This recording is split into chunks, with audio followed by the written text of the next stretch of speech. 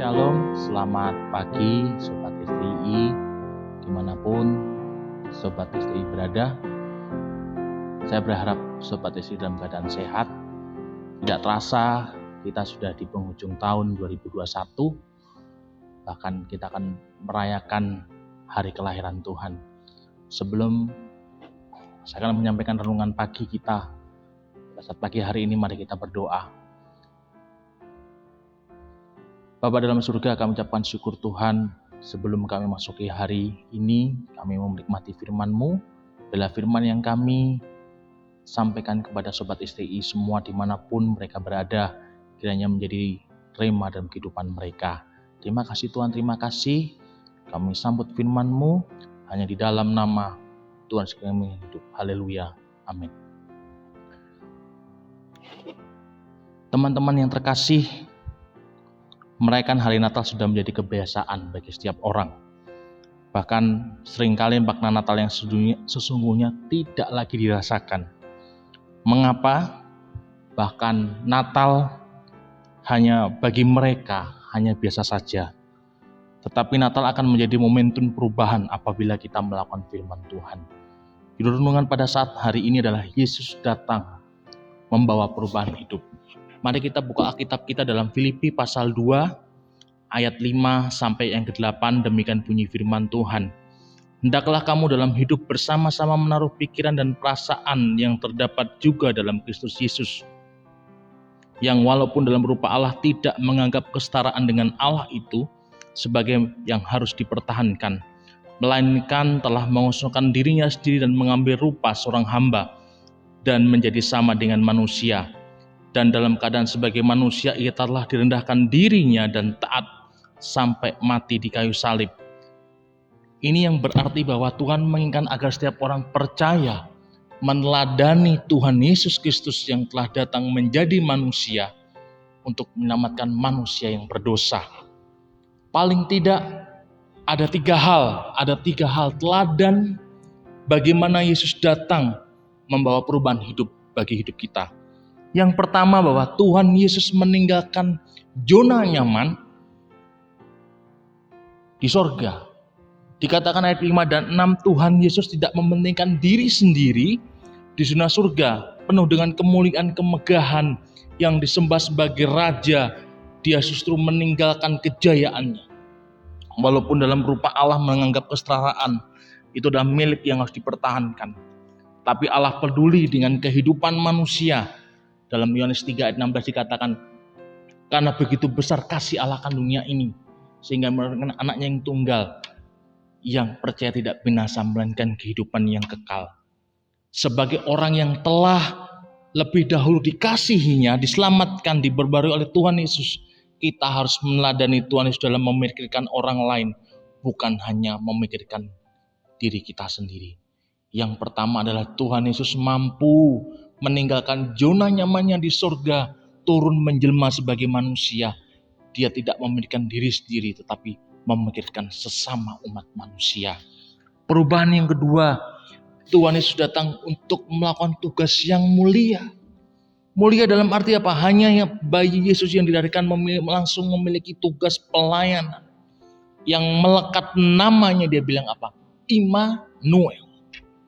Allah yang menyertai kita. Yesus menyelamatkan umatnya dari dosa mereka. Intinya bahwa ini adalah kekhususan tugas Bapa bagi dirinya. Mengosongkan diri sendiri dan mengambil rupa seorang hamba dan menjadi sama seperti manusia. Dalam Yohanes 1 ayat 1 yang sampai ke-12, teman-teman nanti bisa membacanya di rumah. Menyamakan diri bukti pelayanan tertinggi adalah putranya. Tuhan Yesus datang ke dalam dunia adalah untuk tugas mulia, apa? Melayani. Di Matius 20 ayat 28 dikatakan, sama seperti manusia datang bukan untuk dilayani, melainkan untuk melayani dan untuk memberikan nyawanya bagi tebusan bagi banyak orang. Tuhan Yesus mampu melayani buat kita, teman-teman semua, dengan segenap hati, dengan segenap jiwa, dengan akal budi kita, serta sesuai dengan kemampuan yang talenta dalam kita. Beberapa akhir-akhir ini kesaksian saya, beberapa bulan terakhir ini memaknai bahwa Yesus datang membawa perubahan dalam hidup.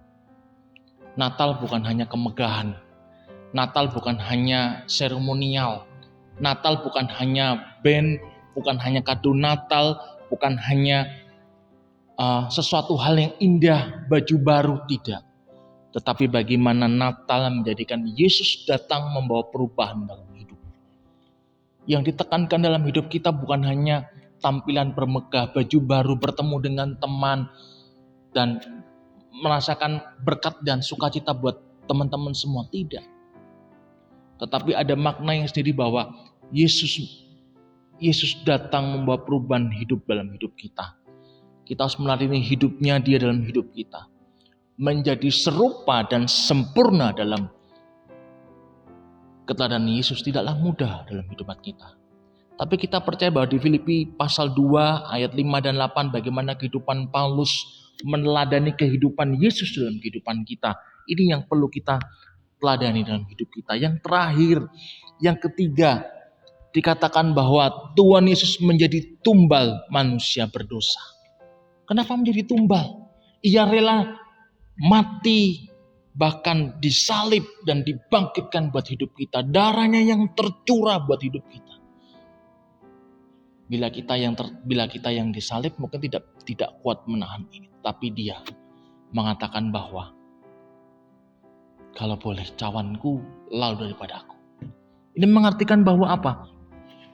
Yesus tetap sebagai manusia ilahi, sebagai manusia jasmani. Dan Tuhan Yesus tidak berdosa. Tapi pengorbanannya Dia di kayu salib itu menjadikan pelayanan yang sempurna dalam hidupnya. Dan menentukan ada pengorbanan. Berarti pengorbanan Kristus itu membawa dampak hidup buat hidup kita. Kita tahu bahwa menjadi anak-anak Allah, menjadi anak-anak yang luar biasa dalam Tuhan tidaklah mudah. Kalau kita hidup dalam Yesus berarti kita harus hidup serupa dan sempurna seperti Dia. Tidaklah mudah Yesus datang untuk memperubah dalam hidup kita. Tetapi mari, apalagi di zaman COVID yang sekarang masih berdampingan dalam hidup kita. Kita tidak boleh lengah, kita tidak boleh goyah. Tapi kita mau pandang Tuhan, pandang Yesus. Supaya Dia menjadi sentral dalam kehidupan kita. Supaya kita makna Natal 2021 ini menjadi Yesus datang membawa perubahan buat hidup kita. Apapun yang Tuhan ingin kerjakan dalam hidup kita, bila kita mampu mengosongkan diri kita sama seperti Yesus, kita juga meneladani pelayanan Yesus. Dan yang kedua tadi dikatakan bahwa Dia datang untuk tugas yang mulia. Mari kita menghormati keteladannya Dia sebagai umat pilihan Allah, umat kepunyaan Allah. Saya dan saudara semua, Sobat STII, patut kita melayani pekerjaannya Dia. Kita dipanggil bukan untuk sesuatu hal yang biasa, tetapi kita dipanggil untuk melayani, menjadi rekan sekerja Allah. Supaya tergenapi janji dan firman-Nya dalam kehidupan kita, supaya kita menjadi berkat dimanapun kita berada. Sobat STI semua yang terkasih, kiranya firman Tuhan di kesempatan pagi hari ini, bila Yesus datang membawa perubahan hidup. Yesus datang membawa perubahan hidup buat teman-teman semua, baik karyawan, dosen, sivitas akademika yang ada. Kita percaya bahwa semua ada dalam kendali daripada Tuhan. Mari kita berdoa. Bapa, kami ucapkan syukur Tuhan di saat kesempatan pagi hari ini. Bila Yesus datang membawa perubahan yang luar biasa dalam hidup kami. Jikalau kami masih mementingkan diri kami, ampuni kami Tuhan. Jikalau kami mengabaikan tugas pelayanan kami, jikalau kami mengabaikan pengorbanan Engkau di kayu salib, kiranya Tuhan terus ingatkan kami sebagai para rekan sekerja-Mu Tuhan, untuk sama-sama memikirkan bagaimana kami mau hidup sempurna, hidup serupa bersama dengan Engkau Tuhan. Meneladani Engkau tidaklah mudah, tapi kami mau belajar dan sungguh-sungguh untuk kami hidup taat kepada Tuhan. Terima kasih Tuhan, terima kasih. Mari berkati Sobat STI dimanapun mereka berada, yang mungkin saat ini mengalami sakit atau mengalami permasalahan yang berat. Kiranya Engkau yang hiburkan mereka, kiranya Engkau yang sembuhkan mereka. Terima kasih ya Tuhan, terima kasih.